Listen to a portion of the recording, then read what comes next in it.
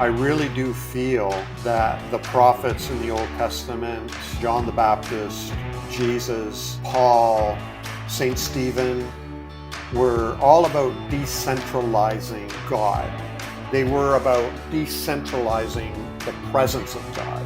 Unfortunately, I think a lot of Christians and churches, and any kind of religion really, is still trying to centralize and locate the divine where they are.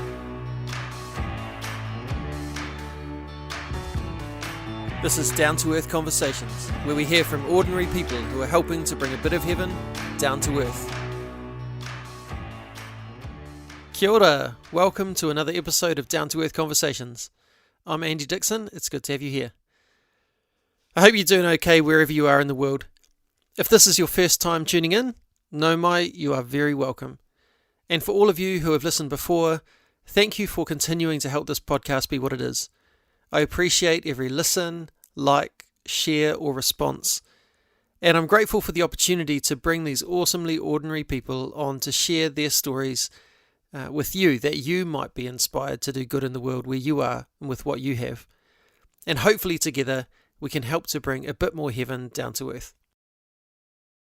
Today I have the great pleasure to be chatting to a man whose work I have long admired. His cartoons and writing have made me ask some hard questions of myself and my theology in a way that has grown and shaped me. And that man is David Hayward, also known as Naked Pastor. David draws and writes about things that can be seen as controversial, depending on your views, but he does it in a way that simply invites you into a thought or a discussion, or simply into the idea that questions are actually okay when it comes to faith. Many of you may find you disagree with David on theological matters, but that's okay.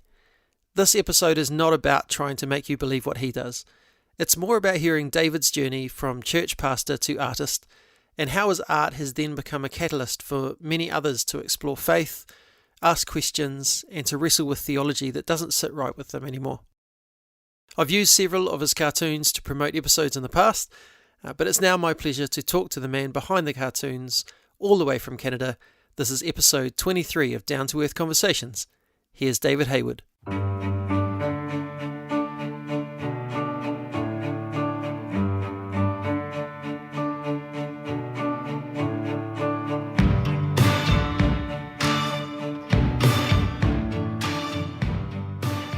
So I'm here with David Hayward. Welcome, David. Hi, thank you. Glad to be here. And there'll be some of my listeners will know you or know your work fairly well. Others probably won't have heard of you. So do you want to just give us a little bit about who you are, where you're from, Sure. and how would you describe what you do? Yeah, thanks for having me on the show. And hello, everybody out there. If you've heard of me, Naked Pastor, you probably know me from my cartoons, and where I talk a lot about deconstruction, questioning your beliefs, how to grow spiritually, how to recognize spiritual abuse, and things like that. So my cartoons they go everywhere, all over the place, and so that's probably how you know me best. And I also, I do my artwork and I do a lot of writing. And I engage with people online as much as I can, interact with people. So I used to be a pastor of a local church. I served the church as a pastor for about 30 years. I'd been ordained, went to seminary, the whole 9 yards. I dove in the deep end there and totally did everything. Served the church for that long, about 30 years. And then in 2010, I left the ministry and, I'll visit a church now and then, but I'm no longer a member of a church anywhere. But that was in 2010. I taught at university for a little while, and then I decided to try to make Naked Pastor a full-time thing. And it worked out where I'm selling my books and courses and cartoons and art and things like that.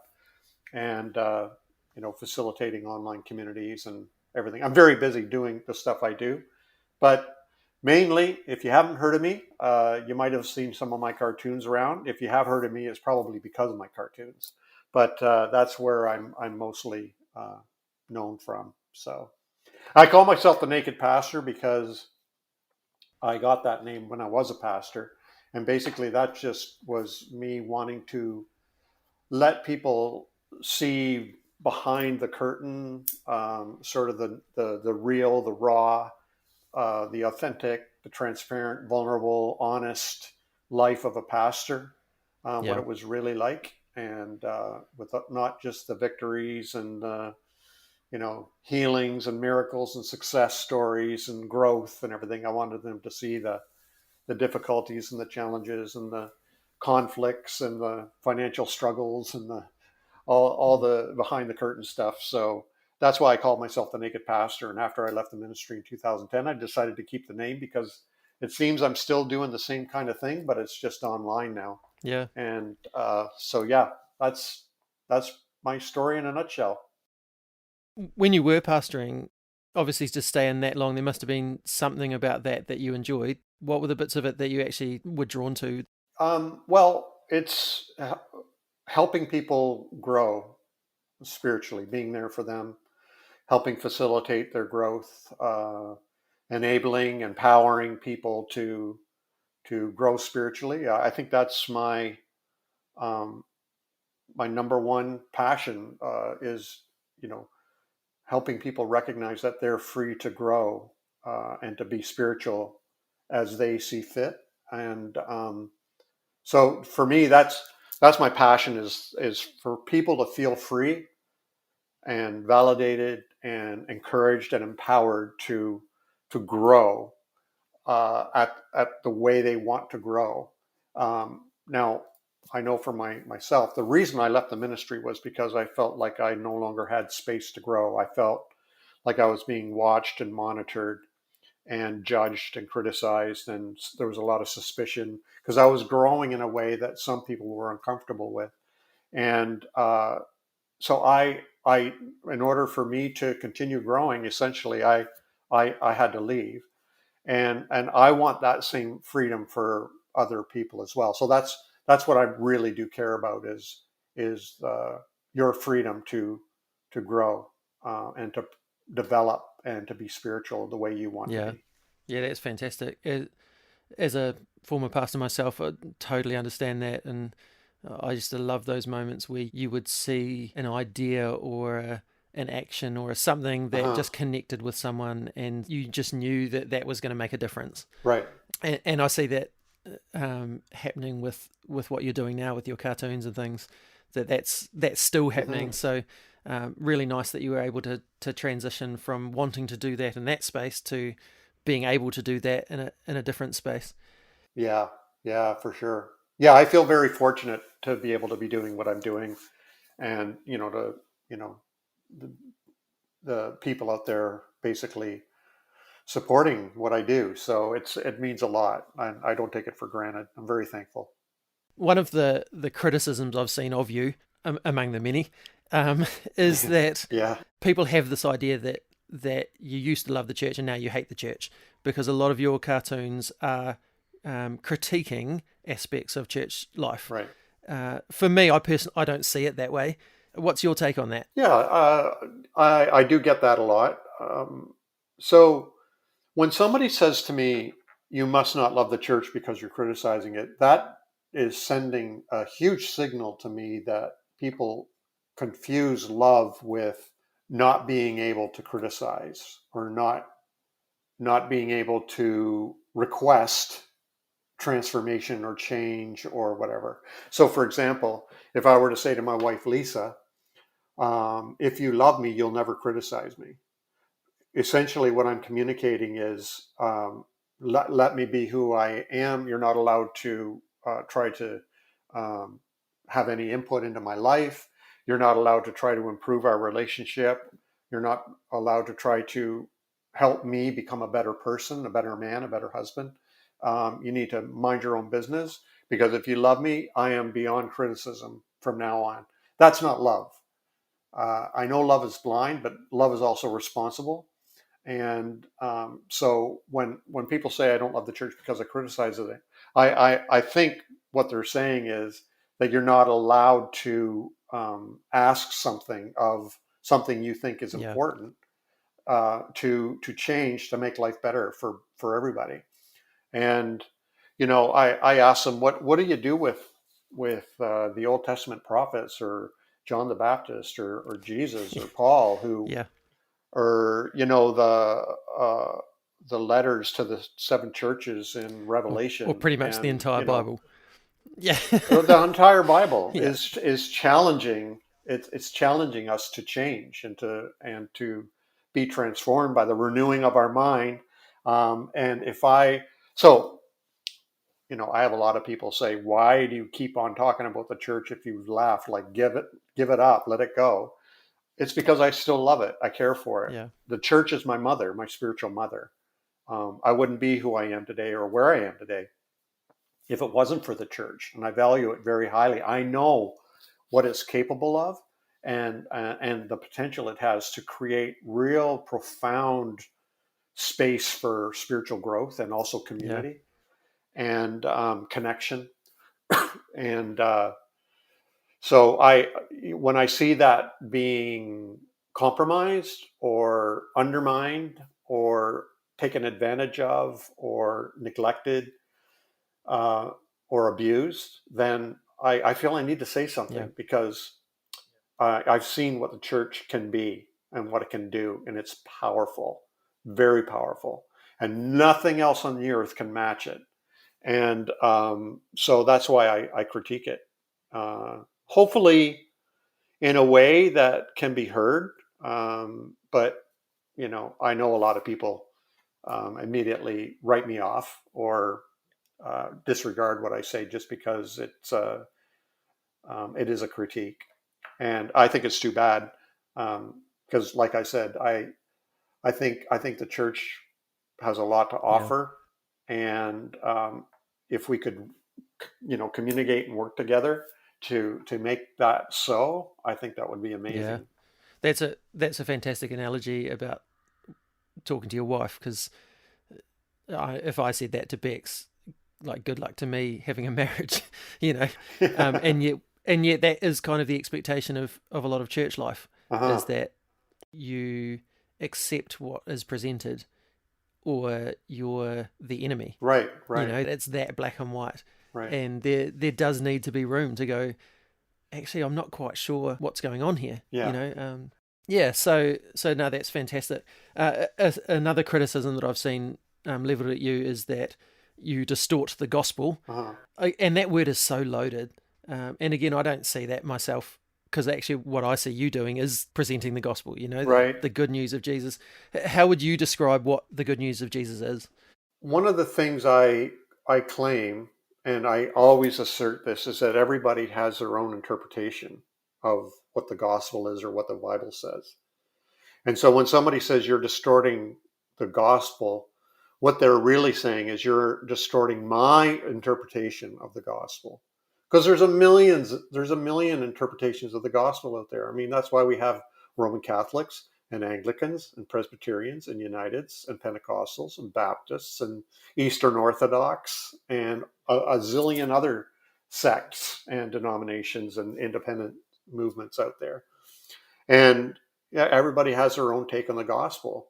So if somebody says I'm distorting the gospel, what they're saying is your understanding of the gospel doesn't match with mine. You're wrong. So I'm aware of that. I still claim that everybody has a right to their understanding of the gospel, but I think we all need to understand that it is our own interpretation of the gospel and the Bible. And if I think that's where community and discussion and dialogue and everything comes in, where we get together and dialogue and talk and discover what is best for us, or what is the best understanding of what this is saying. And rather than fragmenting and dividing and splintering and you know forever and ever, which is what's happening. A week ago, you posted one of your cartoons, and it had Jesus talking to a bunch of people holding Bibles. It said, the difference between me and you is that you use Scripture to determine what love means, and I use love to determine what Scripture means. And I just love that. I mean, that fits so much with what you just said, that Yeah. we all interpret it. Yeah. You can't help it. That's right. You can't help it. And that's what I claim. Everybody has a what they call a hermeneutic. That's a way to interpret the Bible, and we all interpret the Bible. You can't help it. I insist on that, and I stand by that. I don't know, die by that. That everybody, if you say it's not me, it's the Bible clearly says. Well, obviously, the Bible doesn't clearly say, because there are biblical scholars on a zillion sides with their own clearly the Bible says that are different from one another. And so, what I meant by that cartoon was, um, Jesus was using a hermeneutic of a different kind of a hermeneutic rather than a legalistic approach. It was a love approach, a compassion approach. And he was using maybe love to understand what the Bible says. And it's amazing to me that people will say, we didn't know what love was until Jesus came. Well, is that really, really true? Are you're eliminating, you're saying that the love that generations before, that there was no love. I mean, between families and husbands and wives and um, parents and children and the you know the people of God and there was no love. This wasn't love. I mean, Deuteronomy is full of God's love and the people's love for God and so and even doesn't even Paul say in Acts that even or Jesus say in the gospel that even pagans know how to take care of their family and and their friends, and that's what love is. So you know yeah, so that that's a big one, and I know that if I get a lot of kickback from my position on like LGBTQ and women and the Bible and abuse in the church. Those are the big ones that I always get kickback on. And I'm not surprised, because those are very sacred Yeah. things. And I mean, I love that you actually take some of those comments coming as kickback and publish them almost as a badge of honor. That Yeah, actually you're like, actually, if this is getting some people worked up, that's actually a good thing. I'm doing a good job here. yeah, yeah. I have fun with it. I'll admit, though, some days I get down, and but I try to make fun of it as well, and I'll make a little meme out of it, and other people will laugh along, and I hope even the people who see that, I'm not taking anything private. It's something they posted on my wall for everybody to see. It's not like I'm revealing any secrets, and just post it for everybody to see, and everybody gets a laugh out of it, and hopefully the person who said it might be able to get a laugh out of it too. So if I took seriously everything everybody said, I'd be down in the dumps all the time. So I have to, in order to keep doing the work, I have to, I had to develop a thick skin, and in one ear out the other, and water off a duck's back, and all that kind of stuff, and in a way for me to cope with all the stuff all Yeah, the criticism I get too. yeah, So yeah. I guess that's a hard walk, is moving from a position that's very bound and contained, and you're stepping out into one that's not so much, and then trying not to just turn around and hate on all those people that were part of the scene that you used to be part of. yeah, well, that's exactly my point. Is and something I keep emphasizing. Like, I totally understand where people are coming from, because I used to be there. And I'm not saying I've developed or I've grown up or I'm more mature or anything. I'm just different. And I don't wish to ridicule or mock or shame anybody, because I used to be there, and that's a part of my root system as well. That's a part of my growing up, and a part of my growth is a part of my story, and that I don't wish to neglect or reject or tear out of my story. It's a part of my story, and I respect that and I understand it. But I think there's danger in staying that myopic, staying in that such a small space where you're the Bible said it, I believe it, that settles it, and that kind of an attitude is very I think divisive, and closed Yeah. and exclusive, Yeah. and people are going to suffer because of it. Yeah. We've talked a bit about the criticism, but you also get a whole lot of people for whom this is really validating and they're really encouraged by your work. Is there sort of favorite comments that you've had or things that you hold on to that in those sort of down moments is like, no, this is making a difference? I really do. I really hear from a lot of people. I hear from a lot of LGBTQ people who just feel like they're loved and then they're okay.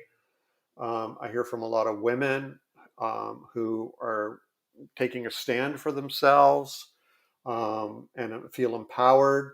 I hear a lot from people who are questioning their beliefs and their faith and just feel really encouraged that they're not going crazy and that they're not alone and that this is normal in the growth process. And yeah, I hear from people every day, and it's I got to remember that and keep that in front of me that I'm helping people, and that's what really really matters. And yeah, sure, I'm going to get some really serious hate like this morning somebody was like, are you even a real pastor, and have you ever read the Bible before? And you know, Yeah. in the same comment section there's somebody like, oh man, this has helped me so much, thank you, thank you, Yeah. thank you, you know. And so I got to focus on the positive and keep moving forward. Yeah. No, that's awesome. You cover a whole, like you said, you cover a whole lot of different subjects in your Mm. work. Do you have a favorite that you like to focus on? I think I'm most focused, or not most focused, I think. So for me, it's the freedom and empowering of the individual to make their choice. That for me is key and center of everything. So that includes people who are questioning their beliefs, maybe pastors who are struggling to stay in the ministry or trying to leave. That includes women who are maybe in abusive relationships or maybe are feeling like second class citizens in their church. uh, it includes LGBTQ people who feel like they're being marginalized and neglected and persecuted, even. So for me, if the thing that ties these all together, the common thread is the freedom and empowering of the individual. That for me is central. So if I can keep focusing on that, I feel like I'm really doing my work.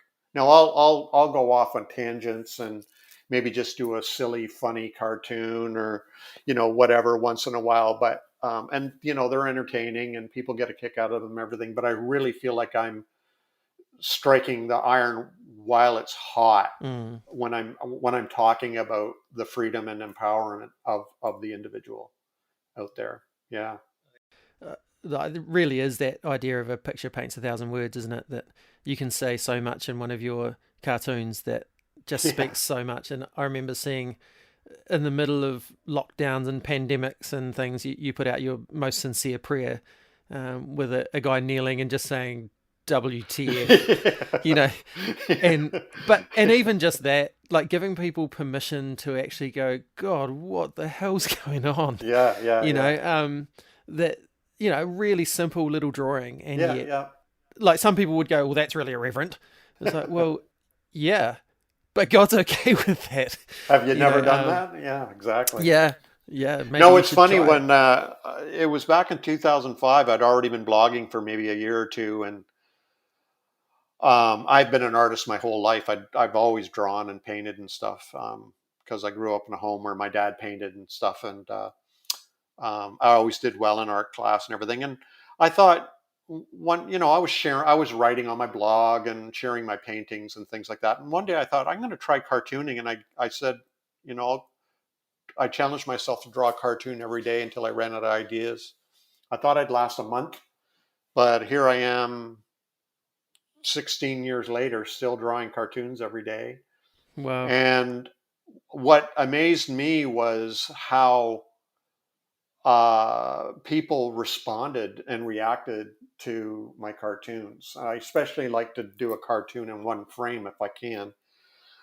It's just such a quick an immediate and spontaneous thing that happens.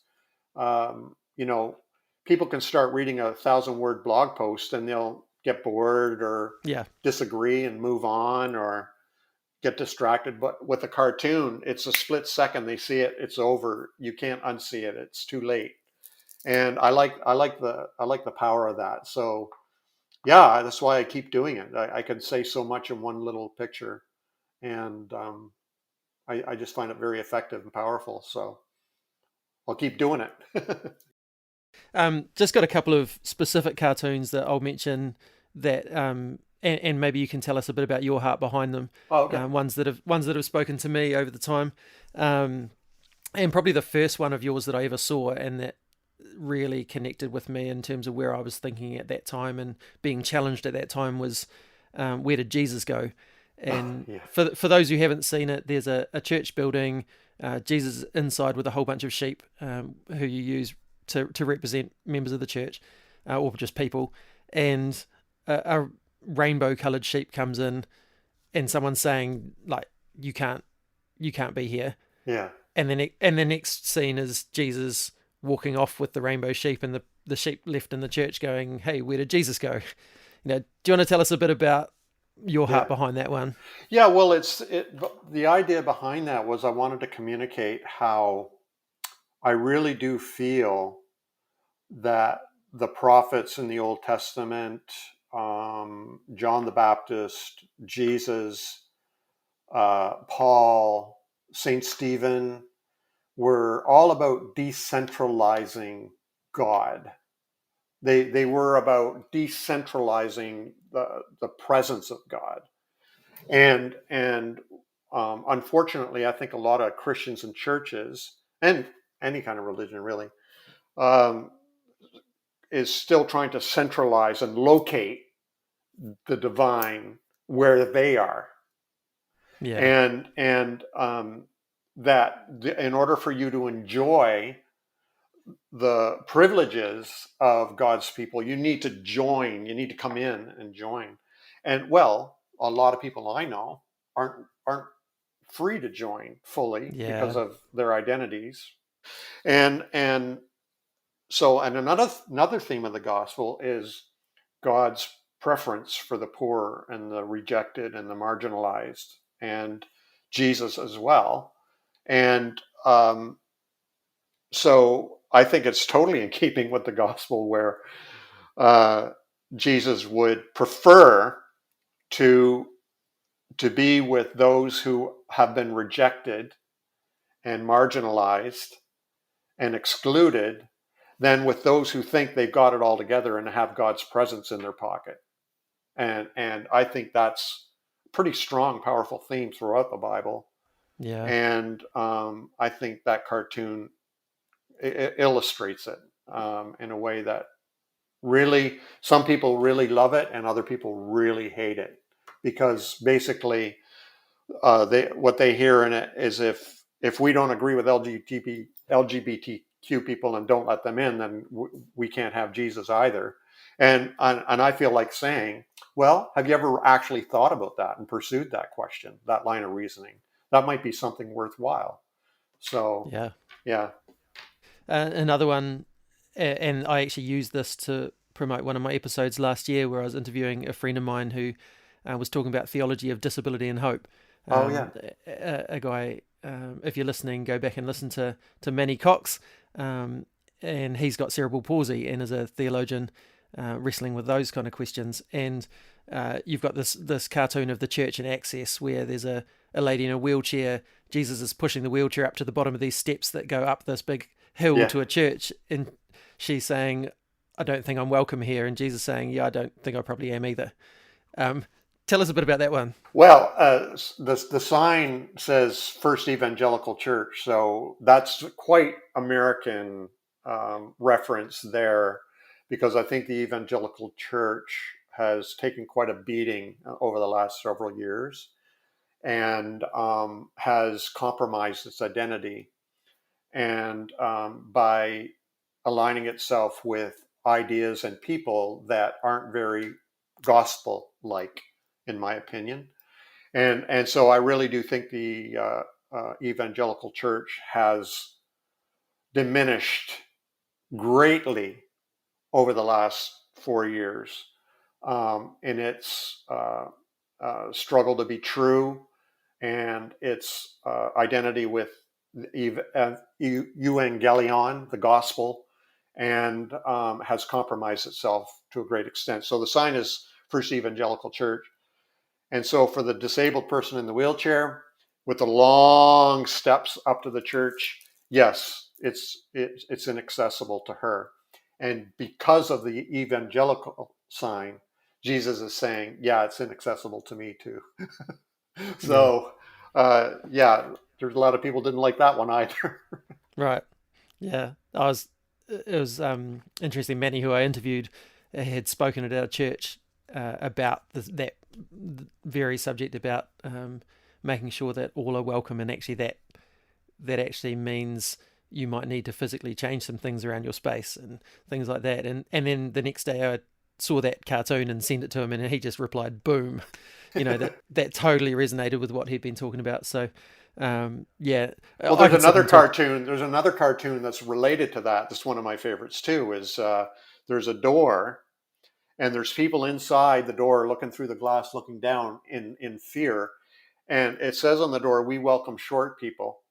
And there's a bunch of short people trying to reach the doorknob, and they can't reach the doorknob.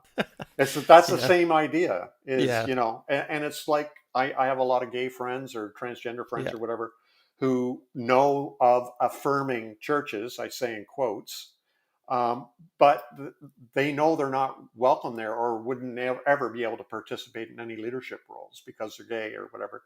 And so, we can say we welcome short people or we can say we welcome disabled people, but unless we actually make it accessible, yeah, then it's not, yeah. right? Yeah, no, that's awesome. Yeah, I could sit here talking about specific cartoons all day, but we probably need to move on. But you don't just do your cartoons, like you said. You paint, you do courses. You've got a book called "Till Doubt Do Us Part," and that's about your journey and helping people figure out as they're growing, as they're going through this wrestling with what they've believed, what they now believe, what they will Right. believe. Actually, that impacts your relationships around you. Do you want to tell us a bit about that book and where that came from for you? Yeah. So that's my latest book. I actually have 9 books out now, believe it or not. Yeah, awesome. And that's my latest one. Uh, and it's called Till Doubt Do Us Part, When Changing Beliefs Change Your Marriage, because I've noticed that when I do help people go through that very difficult process we call deconstruction, when they start changing their beliefs or questioning their beliefs or their faith, and everything seems to be crumbling around them. It's really traumatizing on a marriage relationship. Yeah, My wife and I, for example, went through it. There was a while there we really, really struggled because our beliefs were changing. It was after we left the ministry and the church, and it was just a very, very difficult time. And I've kept a journal for as long as I can remember, and I would write all my ideas and discoveries and thoughts down, feelings, and but I also noticed a lot of people out there, their marriages were blowing up when maybe one of them or both of them were starting to question their beliefs or change their beliefs or whatever, deconstruct. And so I wanted to provide a resource for them to read to hopefully help them understand better what's happening, but also maybe give them some guidelines to navigate through this very, very difficult, traumatic period in their lives. For Lisa and I, it was profoundly fruitful. Our marriage is better than it's ever been. And so I try to provide a pathway for people to improve their marriage by working together on this very difficult and traumatic transformation in their own personal spirituality and the relationship. And also, if some of them can't make it, or maybe they realize they weren't even supposed to be married in the first place, maybe they got married under pressure from their church because it was the only way they could have sex, or maybe somebody prophesied that they should, or all this kind of stuff that yeah, happens, or maybe they got married really young, or maybe they just felt that they had to for some reason. So I just tried. I wrote this book for people who their beliefs are changing they're changing beliefs or changing their marriage. There's a way through this. It doesn't have Mm. to end up a catastrophe. That you can work through this in a fruitful way and either improve your relationship or end it in a amicable way. Yeah. Within that, like you've said, till doubt do us part. Right. Doubt is one of those things that gets a fairly bad rap in churches. Yeah. How do you see doubt and faith connecting? Yeah. So for me, one of my books is called "Questions Are the Answer," where I talk a lot Mm. about this. That questions are a very, very important part of the spiritual growth process. I think that, so for example, I don't think doubt is the opposite of faith. I think doubt and faith are partners. I Mm. actually think faith and doubt are kind of like the trellis and the rose vine that grow together. Yeah, Without beautiful.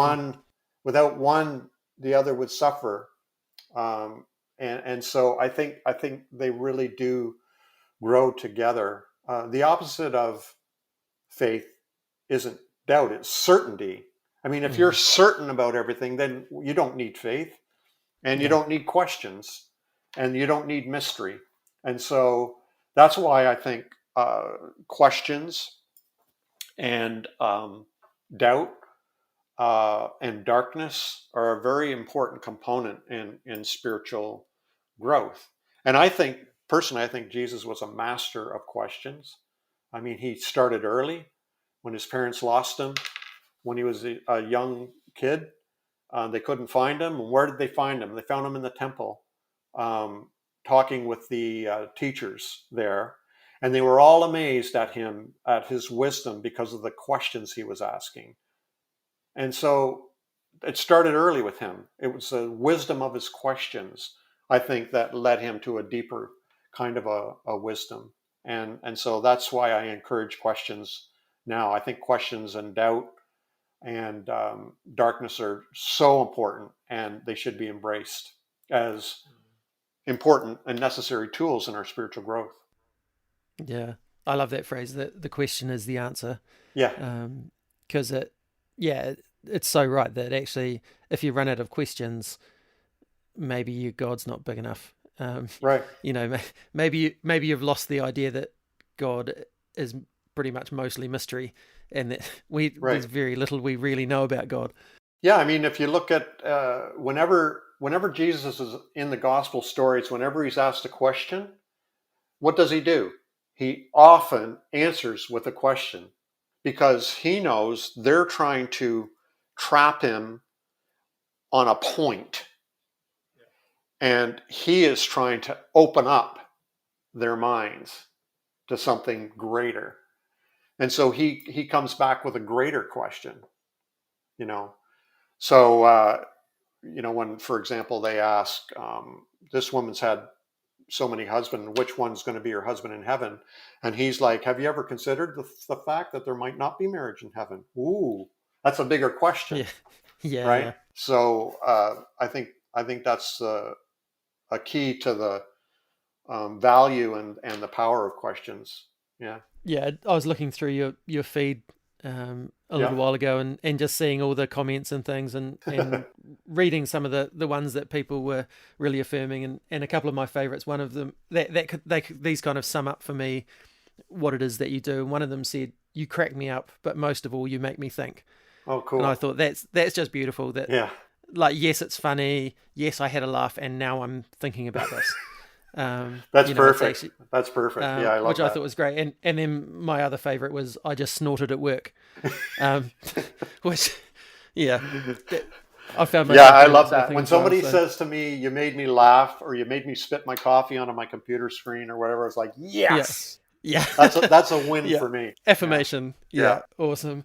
yeah. Um, if people want to find your cartoons, find your paintings, purchase some of those things, your Right. books, your courses, where do they go? Nakedpastor.com. That's where I am. That's home base, and you can find everything. And I'm on all social media. You name it, I'm there, and I'm really good at responding to people. So if you reach out and want to chat or whatever, I'm available, and I always respond. So nakedpastor.com, and yeah, everything's there. Everything, my Yeah, cool. courses, my books, my blog, my cartoons, my art, everything is all available there. So cool, And I'll link all of that in the show notes, as well as the specific cartoons that we talked about as well, cool, so people can see those. So awesome. thank Thank you, you. thank you so much for joining us. Thank you for what you do to help to bring a bit of heaven down to earth. Yeah, I enjoyed it. Nice to be with you today. Hello, hello heaven. Will I hear you whisper to come near? I'm so grateful to David for joining me on the podcast. There are a number of things he threw out there that might be challenging for you, and I'd simply encourage you to embrace that challenge, to wrestle with what's going on for you there. Not that you might come across to his way of thinking, but that you might know why you believe what you believe. If you haven't already seen his work, go check out Naked Pastor on pretty much any social media platform or at nakedpastor.com and see what speaks to you. Hopefully, if nothing else, you might have a good laugh as you look. As usual, thanks to Strahan for providing the music for this podcast. Next week, I have the privilege of talking to Lady Ranapiri Cooper of He Korowai Whakapono, or Prison Fellowship Aotearoa. We talk about the work they do, getting alongside children and families of people in prison through various programs, with the aim of helping families to break generational cycles that keep them down. It's another amazing kōrero. Until then, me inoi tātou. E tō mātou matua I te rangi, kia tapu tō ingoa, kia tau mai tō rangatiratanga, kia mea te tau e pai ai ki runga ki te whenua, kia rite anō ki tō te rangi. Homai kia mātou ai nei, he taro mā mātou mō tēnei rā. Muro mātou hara, me mātou hoki e muru nei I o te hunga, e hara ana kia mātou. Aua hoki mātou e kawea, kia whakawaia, engari whakaorangi a mātou I te kino. Amen.